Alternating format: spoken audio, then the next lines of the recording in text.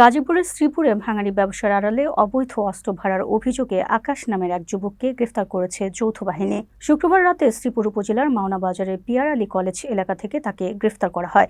এ সময় তার কাছ থেকে একটি বিদেশি পিস্তল, একটি ম্যাগাজিন ও গুলি উদ্ধার করা হয়। গাজীপুরের পোড়াবাড়ি র্যাব ক্যাম্পের কমান্ডার লেফটেন্যান্ট কর্নেল নাফিস জানান, গোপন সংবাদের ভিত্তিতে জানা যায় মাওনা বাজার এলাকায় ডাকাতির প্রস্তুতি নিচ্ছে একদল দুষ্কৃতকারী।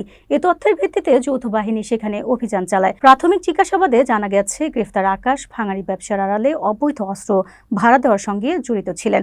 তিনি সীমান্ত এলাকা পেরিয়ে বিভিন্ন স্থান থেকে অস্ত্র সংগ্রহ করে বিভিন্ন অপরাধে ব্যবহারের জন্য ভাড়া দিতেন। অভিযানে তার ভাঙাড়ি দোকানের একটি ড্রামের নিচ থেকে লোড অবস্থায় অস্ত্র ও গোলাবারুদ উদ্ধার করা হয়। র্যাব জানায়, আকাশের বিরুদ্ধে আগে অস্ত্র ও হত্যা মামলা সহ একাধিক মামলা রয়েছে এবং তাকে আরও জিজ্ঞাসাবাদ করা হবে।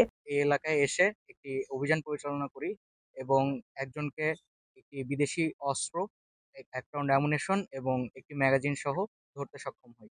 এখানে আমরা খবর পেয়েছিলাম যে যাকে ধরেছি তার নাম হচ্ছে আকাশ। সে মূলত অস্ত্র ভাড়া দেওয়ার কাজে নিয়োজিত ছিল। সে এই অস্ত্রগুলো বর্ডার পাস করে বিভিন্ন জায়গা থেকে আনতো এবং এনে সে এই অস্ত্রগুলো বিভিন্ন অপকর্মের জন্য, যেমন কিছুদিন আগে আমরা বেশ কিছু ফায়ারিং ইনসিডেন্ট পেয়েছি, তো এগুলোর জন্য এই অস্ত্রগুলো ভাড়া দিত। তো প্রাথমিক জিজ্ঞাসাবাদে এর তথ্য এবং সত্যতা এখনো পাওয়া যায়নি, তবে আমরা আরো জিজ্ঞাসাবাদ করব এবং পরবর্তীতে আরো নিশ্চিতভাবে জানতে পারবো যে অস্ত্রগুলো কি কাজে ব্যবহৃত হতো। মানে সো উদ্ধারগুলো করছেন কোন জায়গা থেকে? মানে কিভাবে আচ্ছা, রাখতে পারবেন? সে আকাশ, সে মূলত এখানে ভাঙ্গারির ব্যবসা করে এবং এই ভাঙ্গারি ব্যবসার আড়ালে সে হচ্ছে এই অস্ত্রগুলো ভাড়া দিত।